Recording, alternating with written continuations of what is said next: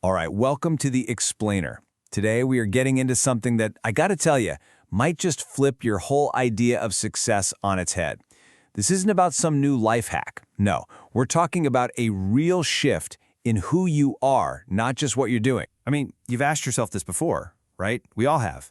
You see some folks, and it's like everything just clicks for them. It just falls right into place. And then you see others grinding day in and day out and just hitting wall after wall.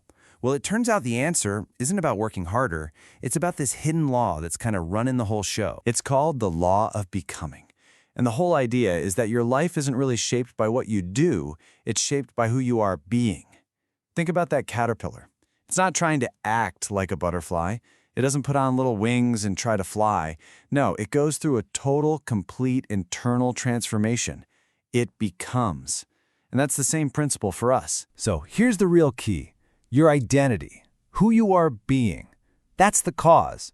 All the stuff you do, your actions, that's just the effect. The most successful people, they get this. Think about Beyoncé becoming Sasha Fierce to own that stage, or Kobe Bryant with that Black Mamba mentality. They shifted their identity first, and that, right there, that's the secret sauce to true reinvention. Okay, so let's make this practical. We're going to break it down into 3 principles. In the first one, it starts with figuring out what you were actually put here to do, not what you think you should be doing. You gotta listen to your gut on this one. You know that feeling when you think about a goal and it just feels heavy, like a constant uphill struggle?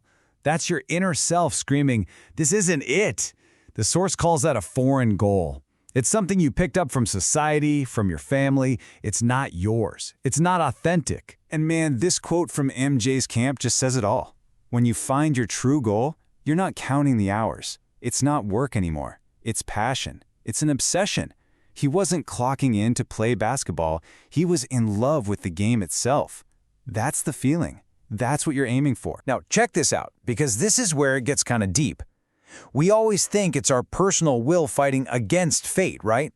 But look, that's not how it works. Your will, your personal drive, it exists inside of this much bigger potential. It's all part of the same thing. So your job isn't to muscle your way through to some small goal you cooked up in your head. It's to trust that there might be something even bigger, even better, waiting for you. Real success, the mind-blowing kind, happens when you let go and your life turns out better than you could have ever possibly imagined. Okay, let's move on to principle number 2. Because once you're on your path, you have to deal with all these outside forces that are constantly trying to pull you off track. The source calls them pendulums. I just think of them as invisible energy vampires. You know what I'm talking about. It's the political outrage, the office gossip, the latest social media drama, these huge collective thought forms that just swing back and forth, and they feed on our energy. Their number one job is to make you feel like you're not good enough, so you have to conform and join their little drama club. And hey, if you ever wonder why the world feels so negative sometimes, well, this chart basically explains everything. Those pendulums, they thrive on it. Anger, fear, guilt, that's their fuel. That's the stuff that keeps us hooked, keeps us distracted, and keeps us from focusing on our own lives. But look, not all of them are bad. The key is to be conscious about it. You got to ask yourself, am I giving my energy to something that's pushing me forward, like a business mastermind group? Or am I feeding a destructive one, like a gossip circle that just sucks me dry and leaves me feeling stuck? Just listen to the words you use. When you catch yourself saying, I should, I must, or I have to, that's a red flag. That's a pendulum trying to run your life from a place of obligation, not a place of passion. And the way out isn't to fight it. That just gives it more energy. The way out is to just drop the rope. Refuse to play the game. All right, this brings us to the final principle.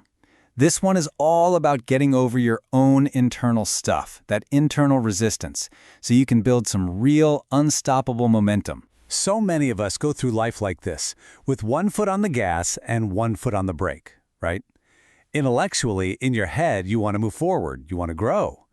But emotionally, deep down, you're terrified of losing what you've already got. And that conflict, it creates absolute gridlock. You're just spinning your wheels. going nowhere. The author of our source material actually shares a really honest story about this. His business hit a certain level of success, and he got scared. He got protective. In his head, he wanted more, but in his heart, he was terrified of risking it all and losing what he'd built. That fear was his foot slammed on the brake. And guess what? His business just flatlined for years. But then, he just got sick of being stuck. He made a choice. All gas, no brakes. He launched a new product, even though he was scared. And, well, the proof is right there in the numbers. The second he fully committed, took his foot off that brake, the business didn't just grow. It blew right past its old ceiling.